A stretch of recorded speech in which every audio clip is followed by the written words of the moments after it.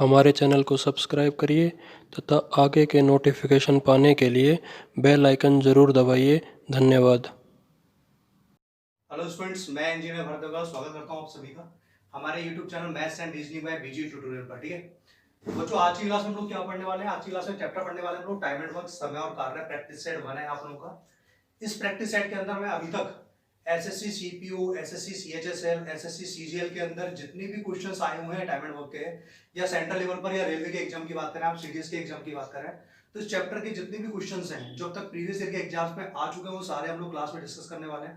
तो ये चैप्टर पढ़ने से पहले आपको थ्योरी पता होना चाहिए कि टाइम एंड वर्क की थ्योरी मैंने क्लास में क्या पढ़ाई है, या फिर जहां से भी आप लोग पहले पढ़ चुके हैं।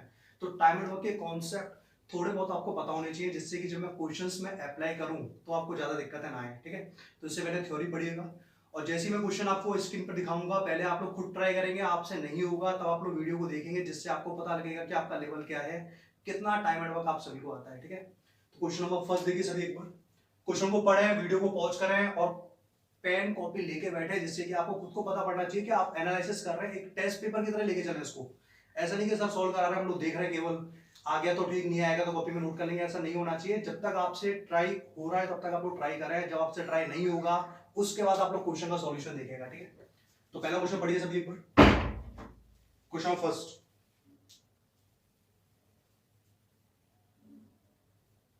क्वेश्चन फर्स्ट दिया हुआ है कि एबीसी की कार्य दक्षता क्रमशः 2:5:7 में है। मैं यहाँ पर सॉल्यूशन साथ के साथ लिखकर चलूंगा। क्वेश्चन दिया हुआ स्टूडेंट्स 3% आपको दिए हुए एबीसी। ठीक है, अच्छा एबीसी के बारे में मुझे क्या इंफॉर्मेशन गिवन है? मुझे एबीसी के बारे में इंफॉर्मेशन गिवन है कि कार्य क्षमता, वर्क एफिशिएंसी। तो इनकी वर्क एफिशिएंसी यानी कि क्षमता का अनुपात कितना है भाई? मैं इनकी क्षमता का अनुपात दिया हुआ क्वेश्चन में 2:5:7। क्या मतलब इस बात का? इस बात का मतलब केवल इतना सा है कि अगर ए 2 यूनिट काम करेगा तो सेम टाइम के अंदर बी काम करेगा 5 यूनिट, और सेम टाइम के अंदर सी काम कितना करेगा? 7 यूनिट। ये इसमें एफिशिएंसी का रेशियो दिया हुआ है। एफिशिएंसी के रेशियो से हम लोग टाइमिंग का रेशियो निकाल सकते हैं रिवर्स करके, पर इस क्वेश्चन में नीड नहीं होगी। आप क्वेश्चन को आगे पढ़ेंगे, बहुत ही सिंपल सा क्वेश्चन दिया हुआ है। ठीक है, नेक्स्ट क्वेश्चन में क्या बोल रहे हैं?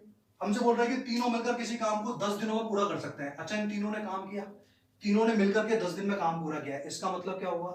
इसका मतलब ये होगा कि ए ने भी 10 दिन काम किया, ए ने भी 10 डेज काम किया, बी ने भी 10 डेज काम किया, और सी ने भी कितना काम किया? 10 डेज काम किया। ठीक है, तो एक दिन के अंदर अगर 2 यूनिट काम होगा तो 10 दिन में हो जाएगा 20। 5 इंटू 10 50 आएगा, 50 आएगा। 7 इंटू 10 70 आएगा। और जब आप इस काम को जोड़ेंगे तीनों के काम को, तो टोटल वर्क कितना आएगा स्टूडेंट्स? 140 आएगा, 140 आएगा। ठीक है, वापस सुनो एक बार। समय हमसे बोल रहा है कि तीनों मिलकर किसी कार्य को 10 दिनों में पूरा करते हैं, तो 10 दिन तीनों ने काम किया होगा ना। आप ऐसा भी कर सकते हैं, आप पहले तीनों का एक दिन का वर्क निकालना है भाई। 2 यूनिट ये काम करेगा, 5 यूनिट ये काम करेगा, 5 और 2 आपका 7 हो गया, 7 प्लस 7 14 यूनिट काम हो गया। तो एक दिन में अगर 14 यूनिट काम हो रहा है तो 10 दिन के अंदर सर 140 हो जाएगा। तो टोटल वर्क कितना आ चुका है? 140 आ चुका है। अब आपसे पूछा जा रहा है कि ए अकेले उस काम के 30% भाग को, ए अकेले उस काम के 30% भाग को कितने दिनों में पूरा कर सकता है? ठीक है, तो फॉर्मूला आप लोगों ने पढ़ा होगा टाइम वर्क के अंदर, m1d1/w1 बराबर होता है आपका स्टूडेंट्स m2d2/w2। m कौन है यहाँ पर? जो व्यक्ति काम कर रहा है। ए काम कर रहा है तो ए आ जाएगा, सिंगल पर्सन है। 2 व्यक्ति काम करेंगे तो m की वैल्यू 2 आ जाएगी। ठीक है, अच्छा आपसे पूछा जा रहा है कि ए जो है उस कार्य के 30% भाग को कितने दिनों में पूरा करेगा। ठीक है, अब आप बात सुनिए एक बार। m1 यानी कि ए इकलौता बंदा है। ए ने 10 दिन के अंदर, नंबर ऑफ डेज कितने? 10। ए ने 10 दिन के अंदर कितना वर्क कंप्लीट किया था? 10 इंटू 2 20। ये बात मैं बड़ी आसानी से कह सकता हूं। वापस सुना, कॉन्सेप्ट है टाइम एंड वर्क, पूरा कॉन्सेप्चुअल चैप्टर है, आपको कोई भी बात रटनी नहीं है, हर बात समझते हुए चलना है। ठीक है, वापस सुनिए मैं क्या कह रहा हूं कि ए जो व्यक्ति है, ए इकलौता व्यक्ति है, तो एम की वैल्यू 1 आ चुकी है। अच्छा कितने दिन काम किया इसने? 10 दिन काम किया। ये बात हमको शुरुआत में दी हुई थी। तो 10 दिन में कुछ ना कुछ काम करेगा ना वो, तो 10 इंटू 2 कितना आ गया? 20 यूनिट। तो ये वैल्यू आ चुकी है m1d1/w1 की। ठीक है, अब आगे बढ़ते हैं m2। अब काम कौन कर रहा है? अभी भी ए कर रहा है, यानी कि इकलौता व्यक्ति है। कितने दिन का समय लगेगा उसको मैंने डी मान लिया। कार्य कितना करना है? कार्य करना है कुल कार्य का 30%, 30%। तो 140 का 30% देखिए कितना आएगा? 140 इंटू 30/100 आ चुका है। अब कैलकुलेट करना है, कैलकुलेट करते ही आपको आंसर मिलेगा। देखिए भाई 2 जीरो से 2 जीरो ये कैंसिल हो चुका है, अच्छा सिंगल जीरो से सिंगल जीरो ये भी कैंसिल हो जाएगा, 2 एकम 2, 2 सत्ते 14, 7 तिया 21, तो डी कितना आ गया 21 डेज, 21 दिन। यही क्वेश्चन था, आप लोगों से पूछा गया था कि कुल कार्य के 30% भाग को ए कितने दिन में पूरा कर सकता है, ये हमारा आंसर आ गया। चलिए सर इसमें तो ए के बारे में पूछा गया है, हमसे क्वेश्चन में बी के बारे में नहीं पूछ सकता है क्या? बिल्कुल एग्जामिनर पूछ सकता है बी के बारे में, तो क्या चेंजेस आएंगे? तो उस समय नंबर ऑफ डेज तो अभी भी 10 है, बी ने 10 दिन कार्य किया है। अच्छा अपॉन में कितना आएगा? अपॉन में आएगा 10 इंटू 5, 50 आ जाएगा। सामने वही m की वैल्यू 1, d का मान मुझे निकालना होगा, W2 जो भी दे रहा है 30% दे रहा है तो 140 इंटू 30/100, बस 20 की जगह आ जाएगा 50 आ जाएगा। उस तरीके से आप लोग दिन निकाल सकते हैं। तो बात समझ आ चुकी है। क्वेश्चन को देखें, खुद से दोबारा सॉल्व करें, जितनी ज्यादा प्रैक्टिस करेंगे उतना ये चैप्टर आपका समझ में आएगा। अगला क्वेश्चन आपकी स्क्रीन पर दिया हुआ है। चलिए नेक्स्ट क्वेश्चन, ये भी प्रीवियस ईयर के एग्जाम्स में आया हुआ क्वेश्चन है, ठीक है। क्वेश्चन दिया हुआ है 18 व्यक्ति प्रतिदिन 8 घंटे काम करते हुए 3 इकाई काम को, 3 इकाई का मतलब होगा आपका 3 यूनिट, 3 इकाई काम को 10 दिनों में पूरा कर सकते हैं। तो अभी अभी एक फॉर्मूला बताया था मैंने प्रीवियस क्वेश्चन के अंदर, क्या फॉर्मूला था भाई वापस पढ़ लेते हैं एक बार। फॉर्मूला इस तरीके से होता है m1d1 h1 divide by w1 will be equals to m2d2 h2 divide by w2, ठीक है। अच्छा सर पहले तो आपने h काम में नहीं लिया था क्योंकि पहले नंबर ऑफ आवर्स घंटों के बारे में कोई भी चर्चा नहीं की गई थी, तो मैंने h को काम में नहीं लिया। अभी यहाँ पर मुझे आवर्स यानी कि घंटे दिखाई दे रहे हैं, तो h को आपको इंक्लूड करना पड़ेगा, शामिल करना पड़ेगा। तो m1d1 h1 upon w1, m क्या है यहाँ पर?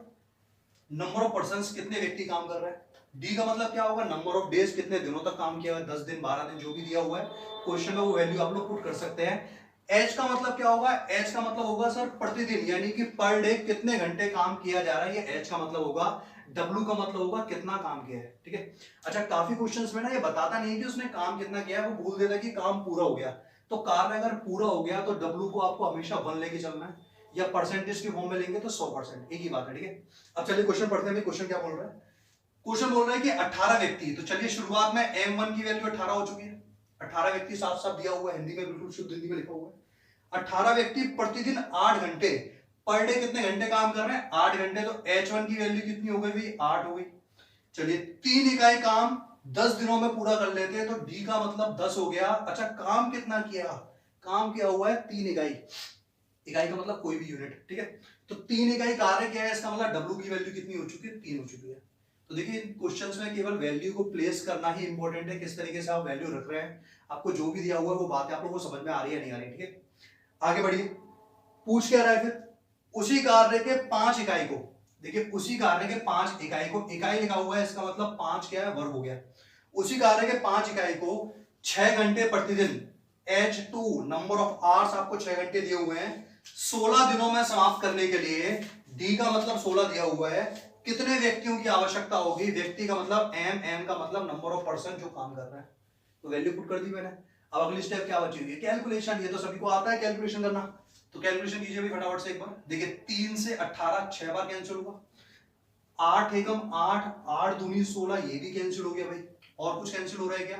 बिल्कुल सर 6 से 6 साफ हो गया यहाँ पर, 2 एकम 2, 2 पंजे 10, ये साफ हो चुका है। अब मुझे लगता है कोई नंबर बचा हुआ है कैंसिल करने के लिए ना। अब आप लोग क्या करेंगे? क्रॉस मल्टीप्लाई, 5 इंटू 5 कितना हो गया? 25।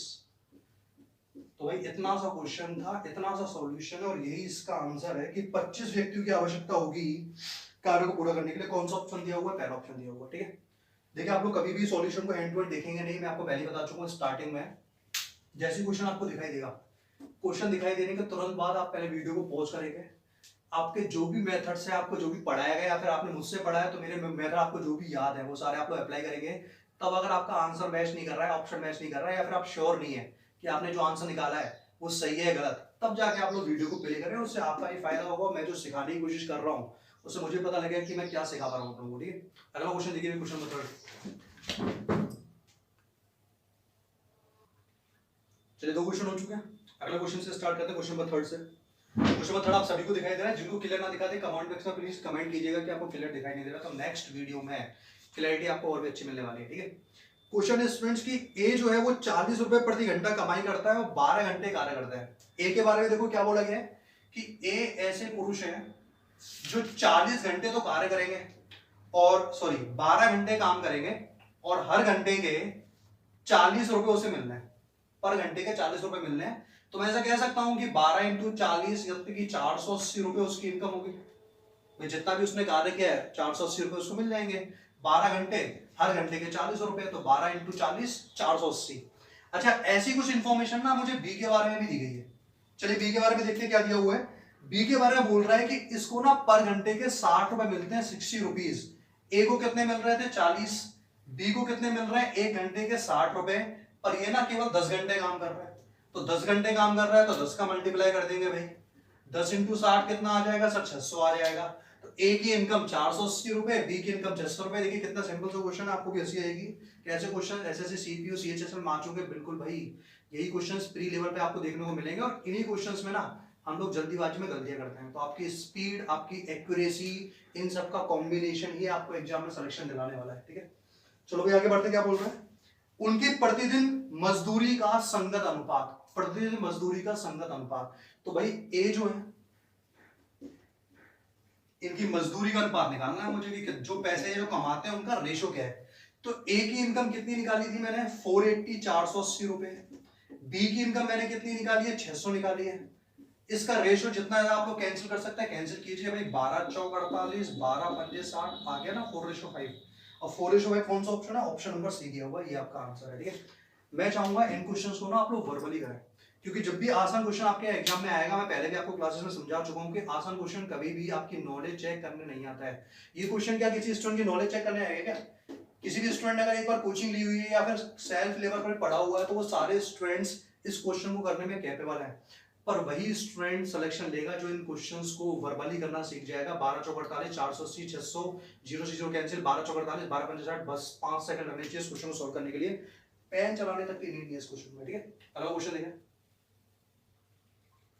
चलिए स्टूडेंट्स, ये जो क्वेश्चन है थोड़ा सा समझने लायक क्वेश्चन है, क्योंकि इसमें कॉन्सेप्ट्स अच्छे से काम में आने वाले हैं। ठीक है, क्वेश्चन आपके स्क्रीन पे दिखाई दे रहा है, आप सभी को क्वेश्चन को पढ़ें अच्छे से, हर एक लाइन का मतलब खुद से समझने की कोशिश करें, बाकी मैं तो आपको समझाऊंगा। ठीक है, क्वेश्चन बोल रहा है स्टूडेंट्स की 3 पुरुष और 4 महिलाएं और 6 बच्चे एक कार्य को 7 दिनों में पूरा कर सकते हैं। तो इसको इक्वेशन की फॉर्मेट में मैं कैसे लिखूंगा? देखिए बहुत आसान सा काम है। बोल रहा है कि 3 पुरुष यानी कि 3 मेल, एम का मतलब पुरुष, मेल मैंने मान लिया 3 है तो यहां पर मैंने 3 लगाया हुआ है। फिर बोल रही है कि 4 महिलाएं, अच्छा 4 डब्लू, डब्लू मतलब डब्लू फॉर वुमेन, 4 महिलाएं। अच्छा उसके बाद बोल रहे हैं कि 6 बच्चे, 6 बच्चे मतलब कि 6 चिल्ड्रन, ये मिलकर के कार्य को कितने दिनों में पूरा कर सकते हैं? 7 दिन में। यानी इन सबको मैंने एक साथ बिठा दिया ना कहीं पर, तो 7 दिन में काम पूरा करके मानेंगे लोग। 3 आदमी, 4 महिलाएं और 6 बच्चे। ठीक है, आगे बढ़िए भाई। आगे क्वेश्चन क्या है, क्योंकि ये तो इन्फॉर्मेशन दी हुई है, पूछना क्या चाह रहा है उससे पहले कुछ ना कुछ इस क्वेश्चन में आपको इन्फॉर्मेशन और दी हुई होगी। क्वेश्चन ये है कि एक महिला एक पुरुष से दुगना कार्य कर सकती है। अब ध्यान दीजिए सभी, एक बार आपसे बोल रहे हैं कि एक महिला एक पुरुष से दुगना कार्य कर सकती है। इसका मतलब महिला की कैपेसिटी अच्छी है भाई, जितना काम पुरुष करेगा उससे डबल काम करके आपको महिला दे रही है, तो महिला की कैपेसिटी अच्छी है। इसका मतलब 1 woman will be equals to 2 male. देखिए ये सब इन्फॉर्मेशन आपको क्वेश्चन को पढ़ने के बाद पता लगेगी, इसलिए मैं आपसे बार बार बोल रहा हूँ कि टाइमेटो के चैप्टर में क्वेश्चन को बहुत अच्छे से पढ़ें आप लोग। क्या दिया हुआ है? एक महिला पुरुष की तुलना में दुगना कार्य करती है, इसका मतलब एक महिला 2 पुरुषों के बराबर कार्य कर रही है, तो 1 वुमन बराबर क्या हो जाएगा? 2 मेल। आगे बढ़िए भाई। एक बच्चा एक पुरुष से आधा कार्य करता है। एक जो बच्चा है ना, एक पुरुष से आधा कार्य करता है, इसका मतलब वो आधे पुरुष के बराबर कार्य कर रहा है, यानी आधा पुरुष जितना काम करेगा उतना एक बच्चा काम करेगा। तो C बराबर क्या हो गया? m/2। या फिर मैं ये भी कह सकता हूं भाई कि चलिए ठीक है, C की वैल्यू हमने m/2 लिख दी, तो C का मान m/2 आ चुका है। अब आगे बढ़ते हैं, क्या बोल रहे हैं? मुझसे पूछा है कि कितनी महिलाएं मिलकर इस कार्य को 7 दिनों में पूरा कर सकते हैं। देखिए महिलाओं की संख्या पूछी है, नंबर ऑफ डेज आपको दिया हुआ है कि 7 दिनों में मुझे काम करवाना है, किसके थ्रू? महिलाओं के थ्रू। तो एक काम करना पड़ेगा, इस इक्वेशन में जो भी आपको W के अलावा जो भी आपको दिखाई दे रहा है, या तो उसको W में कन्वर्ट कर दें, या फिर आप एक काम कर सकते हैं कि पहले W का मान M के फॉर्म में लिखें, या फिर C का मान M के फॉर्म में लिखें, तो उससे पहले M की वैल्यू आएगी जो कि हमसे पूछा नहीं है, और फिर मुझे W की वैल्यू निकालनी पड़ेगी। ऐसा भी कर सकते हैं, जो भी आप चाहें। देखिए भाई तरीका सुने, 3M की जगह 3M दिया हुआ है, मुझे इससे कोई दिक्कत नहीं है। W कितना हो गया? 2M। तो W की जगह जब मैं 2M पुट करूंगा, ध्यान देना एक बार, W की जगह अगर मैं 2M पुट करूंगा तो 4 दूनी सर ये तो 8M हो गए, बिल्कुल हो गए भाई। 4 औरतें 8 आदमियों के बराबर होंगी। अच्छा बच्चों के बारे में बात करें तो एक बच्चा जो था वो आदमी का आधा है, कैपेसिटी की फॉर्म में ना, आदमी का आधा है। तो m/2 अगर मैं रखूंगा तो 6 से मल्टीप्लाई होगा तो ये आ जाएगा 3m, ये आ जाएगा 3m। सामने कितने दिन? 7 दिन। तो भाई बड़ी आसानी से हमने कह दिया कि 8 और 3 11, 11 और 3 14 होता है, तो 14 आदमी उस काम को 7 दिन में कर सकता है। या मैं उल्टा भी तो बोल सकता हूं कि 7 दिन में कार्य करेंगे 14 आदमी, एक ही बात है। 14 आदमी किसी कार्य को 7 दिन में कर रहे हैं या 7 दिन में 14 आदमी काम करेंगे। तो मुझसे क्वेश्चन ये पूछा गया था कि 7 दिन में औरतों की आवश्यकता कितनी है। अगर हमें 7 दिन में काम पूरा करना है तो भाई आदमी तो हमको 14 चाहिए, औरतें कितनी चाहिएंगी? तो आपको मैं स्टार्टिंग में पहले बता चुका हूं कि औरतों की एफिशिएंसी आदमियों का डबल है। औरतों की जो क्षमता है वो आदमियों की दुगनी है। तो अगर आदमी 14 चाहिएंगे तो औरतों से तो 7 से काम चल जाएगा ना भाई। हमारा आंसर कितना आ गया? 7W। ये तो क्वेश्चन का आंसर है। ठीक है, कि जब 7 दिन में 14 आदमी काम कर रहे हैं तो औरतों की आवश्यकता केवल 7 होगी। ऐसा क्यों? क्योंकि औरतें जो हैं उनकी एफिशिएंसी आदमी की तुलना में दुगनी है। तो देख लेते हैं भाई 7 ऑप्शन में है भी या नहीं।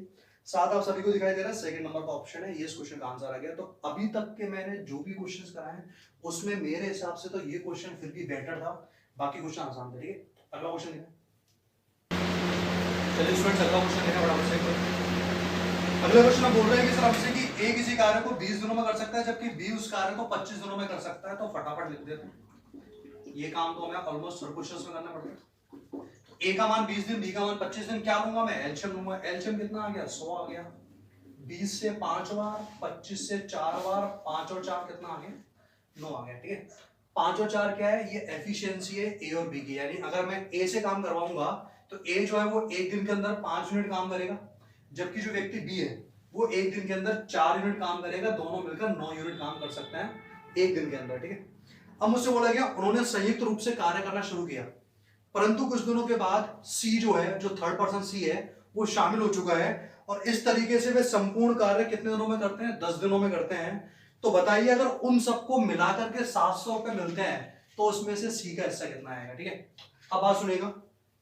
ए और बी शुरू से लगे पड़े, सी आया कुछ दिन के बाद और 10 दिन के अंदर काम पूरा हो गया। इसका मतलब क्या होगा?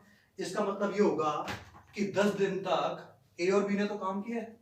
तो अभी अभी मैंने आपको क्या समझाया था कि ए और बी मिलकर एक दिन में कितना काम करते हैं सर? 9 यूनिट। तो एक दिन में अगर 9 यूनिट काम करेंगे तो 2 दिन में 18 कर लेंगे, 3 दिन में 27 कर लेंगे। 10 दिनों तक इन बेचारों ने मेहनत की, तो 10 दिनों तक मुझे बताइए कितना काम हो जाएगा? 10 दिनों तक 9 × 10 90 यूनिट काम नहीं हो जाएगा क्या? किसके द्वारा? केवल और केवल ए और बी के द्वारा।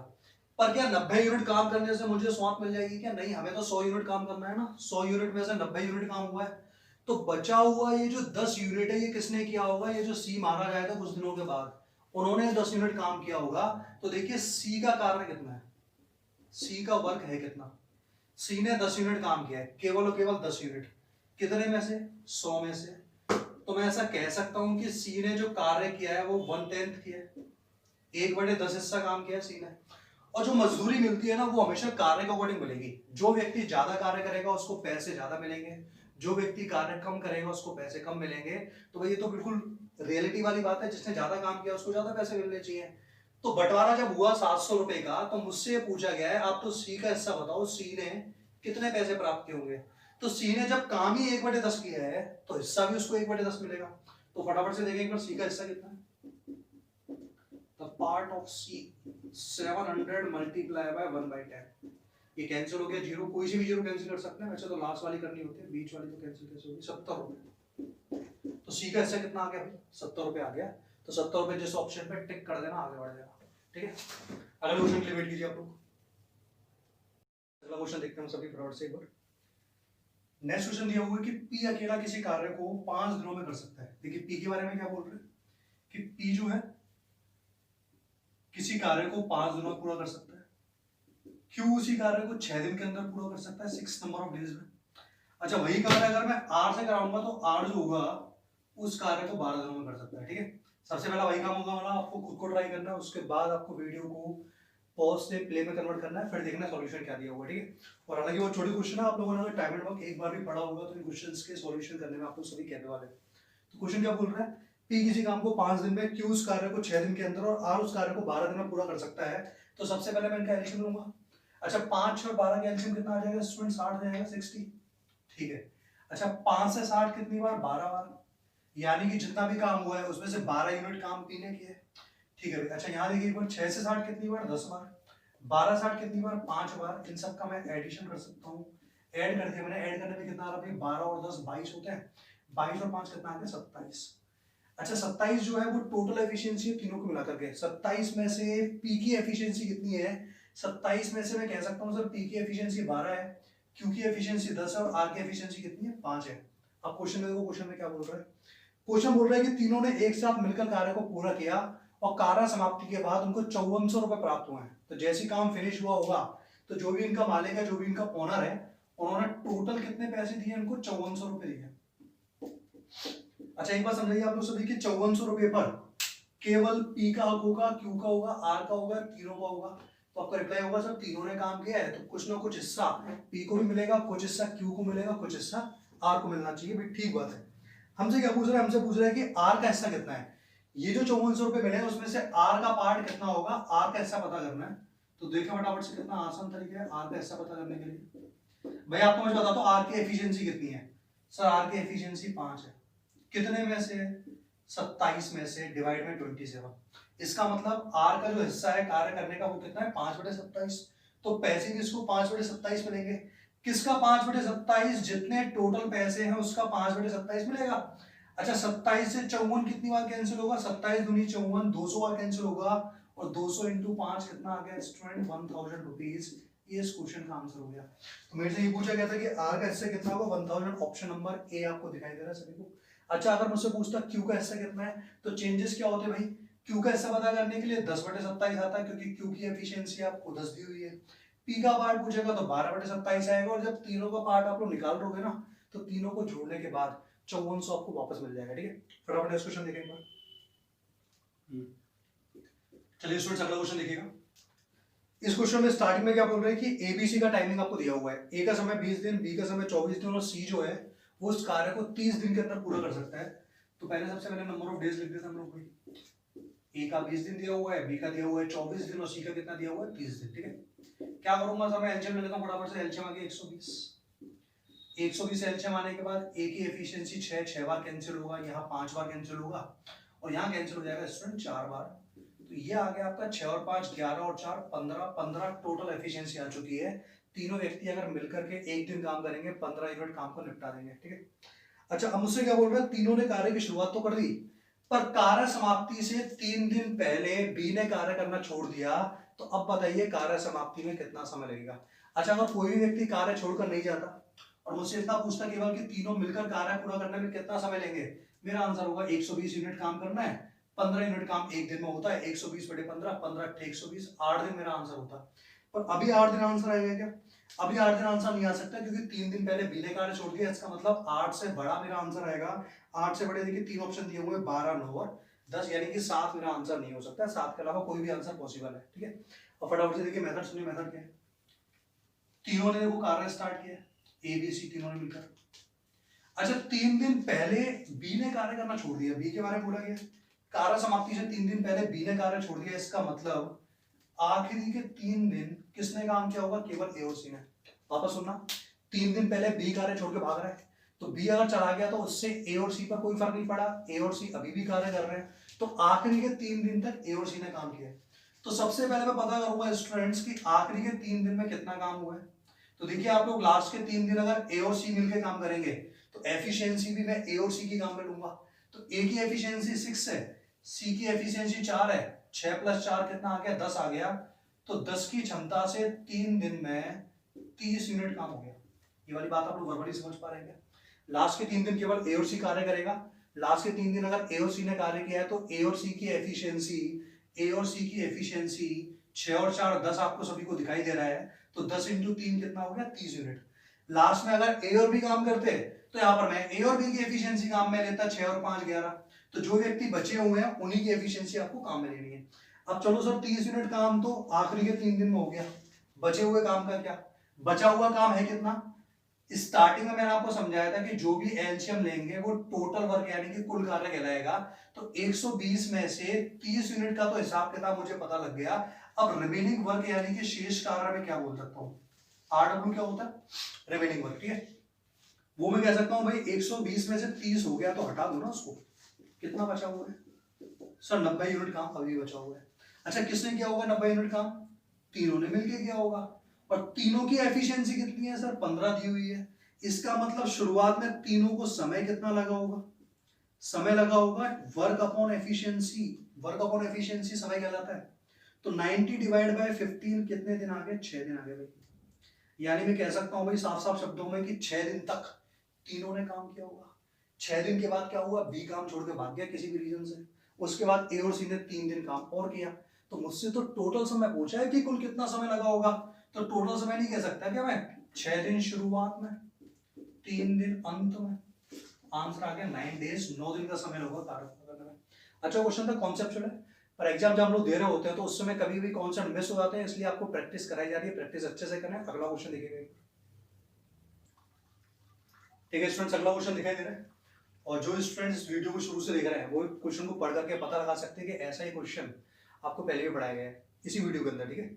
क्वेश्चन क्या बोल रहा है कि 24 व्यक्ति प्रतिदिन 8 घंटे कार्य करते हुए 2 इकाई काम 10 दिनों में पूरा कर लेते हैं, तो कौन सा फॉर्मूला, कौन सा कॉन्सेप्ट अप्लाई होने वाला है इस क्वेश्चन के अंदर, इस क्वेश्चन के अंदर अप्लाई होगा students, m1d1 h1 divide by w1 is equals to m2 d2 h2 divide by w2, ठीक है। ये कॉन्सेप्ट को नया कॉन्सेप्ट नहीं है, सेम वीडियो के अंदर मैं सेकंड टाइम रिपीट कर रहा हूं, ठीक है। एम क्या होगा, नंबर ऑफ पर्सन जो भी व्यक्ति काम कर रहे हैं, डी का मतलब जितने दिनों तक काम किया है, एच का मतलब होगा नंबर ऑफ आवर्स प्रतिदिन पर डे, जितने घंटे काम हुआ है, और फटाफट से वैल्यू रखते हैं तो पूछेगा उसका आंसर आएगा, ठीक है। शुरुआत में बोल रहा है कि 24 व्यक्ति, तो भाई m1 की वैल्यू 24 हो चुकी है, प्रतिदिन 8 घंटे काम करते हैं, तो एच का मतलब कितना हो जाएगा 8, भाई घंटे का मतलब 8 होता है, 8 घंटे दिया हुआ है, और 2 इकाई काम 10 दिन में पूरा करते हैं, 10 दिन, नंबर ऑफ डेज 10 आ गया, और कार्य कितना किया, कार्य केवल 2 इकाई किया है, तो W की वैल्यू कितनी आ चुकी है, 2 आ चुकी है। तो LHS यानी कि लेफ्ट हैंड साइड में मैं m1d1 h1 अपॉन w1 की वैल्यू सेट कर चुका हूं। अच्छा इसी तरीके से कुछ RHS में भी आपको गिवन होगा, इन 4 वेरिएबल में से कोई एक वेरिएबल मिस होगा जिसकी वैल्यू आप लोगों से पूछी होगी, वो क्वेश्चन पढ़ के आप लोग सभी अंदाजा लगा सकते हैं क्या पूछा गया है। क्वेश्चन देखिए फटाफट से, उस काम के 4 इकाई काम को, अब ध्यान देना, उस कार्य के 4 इकाई काम को, इसका मतलब 4 आपका वर्क हो गया, कार्य दिया हुआ है, 4 इकाई काम को प्रतिदिन 6 घंटे, प्रतिदिन 6 घंटे, तो भाई मुझे S2 का मान 6 घंटे दिया हुआ है, सेकंड जो आपको नंबर ऑफ आवर्स दिए हुए 6 घंटे, काम करते हुए कितने व्यक्ति 16 दिन में पूरे कर पाएंगे, कितने व्यक्ति, m की वैल्यू नहीं मुझे बताओ, आपको समय दिया हुआ है 16 दिन, ये इंफॉर्मेशन दी हुई है। अब सॉल्व करना है भाई, देखो मुझे जो तरीका आसान लगता है मैं उस तरीके सॉल्व करूंगा, आपको लग रहा है पहले क्रॉस मल्टीप्लाई करें फिर बड़ी बड़ी कैलकुलेशन करें तो उससे आपका टाइम वेस्ट होने वाला है, तो जितना आसान बना सकते हैं कैलकुलेशन को बनाइए। आगे बढ़िए फटाफट से, 6 से कुछ कैंसिल हो जाएगा कि बिल्कुल कैंसिल होगा, 6 चौक 24, आगे देखो फटाफट से, देखो 4 से 4 कैंसिल हो गया, यहाँ RHS यानी कि राइट हैंड साइड में कुछ बचा हुआ है कि m के अलावा कुछ नहीं बचा हुआ। अच्छा LHS में क्या बचा हुआ है, 2 बचा हुआ है, 2 से काट देते हैं 10 को 5 बार, 8 पंजे 40, तो कितने व्यक्तियों की आवश्यकता होगी, 40, 40 ऑप्शन में है या नहीं, बिल्कुल है भाई, ऑप्शन नंबर 3 दिया हुआ है, 40 इस क्वेश्चन का आंसर हुआ, ठीक है।